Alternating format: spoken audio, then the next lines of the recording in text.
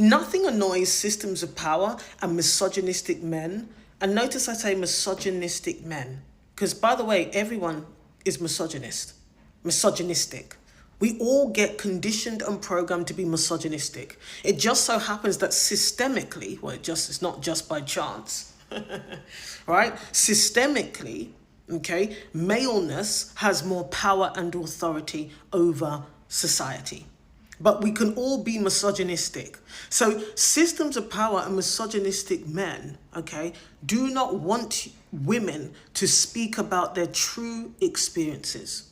They don't want women to tell their stories. They don't want women to tell each other their experiences and stories. You know why? This is very true. I have noticed this pattern among many predators, and you guys must have heard this thing on social media where girls are sharing that. Like some of these predators or nice guys, they'll say, "Oh, all my exes are crazy. All my ex girlfriends are crazy," because they don't want you to talk to their ex girlfriend and find out who they really are. Because actually what happens is women start to realize it's not just me. This is more common than I thought.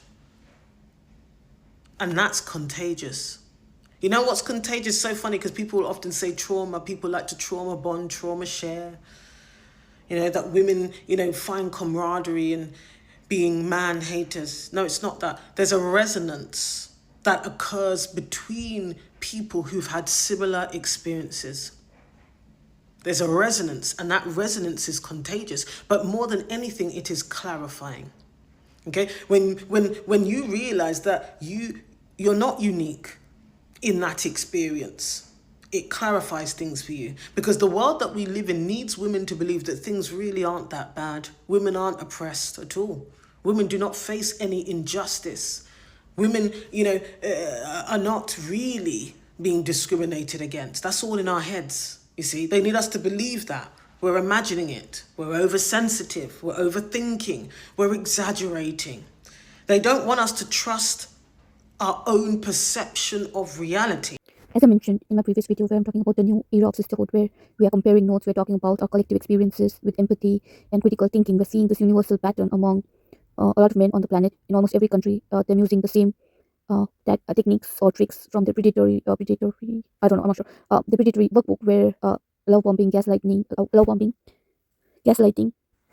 and abuse. And because we're talking with each other, we see this universal pattern.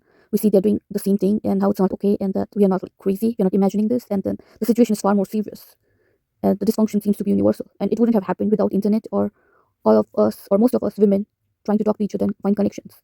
And I've seen these conversations a lot in American women, but like a lot of diverse groups in British women, in Chinese women. I follow a lot of influencers, and they're sharing this patriarchy's workbook. They need us to doubt ourselves, to be confused, to live in ambiguity, to always be apologizing, always asking for permission to be heard, to be seen, to exist, to thrive.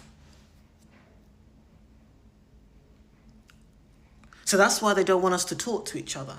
That is why when there are women who are particularly magnetic, particularly clear, women who attract other people to them because of their clarity, of course, you have to be shut down then.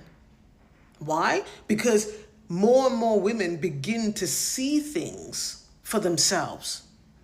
They begin to become clearer in their own heads about their own experiences. But more importantly, they then decide that they might want to make different decisions, different choices, that on a day-to-day basis, they want to have different experiences. And when they make those choices, a lot of those choices are not so accommodating, not so compliant, not so obedient anymore, okay, to the norms of society, to the invisible contracts that women are used to obeying in order to belong, in order to be approved of, in order to be accepted. Some women are willing to go through not being accepted in order to live the lives that they truly deserve. And never forget, you have the right. You are the authority on you. You have the right to make decisions about how you want to live your life. Those decisions don't have to be legible to everybody else. We live in a time now where there's more information than ever available for women to really understand what are the pros and cons here. And it's not about making a decision that everybody agrees with. It's about making a decision that you can live with.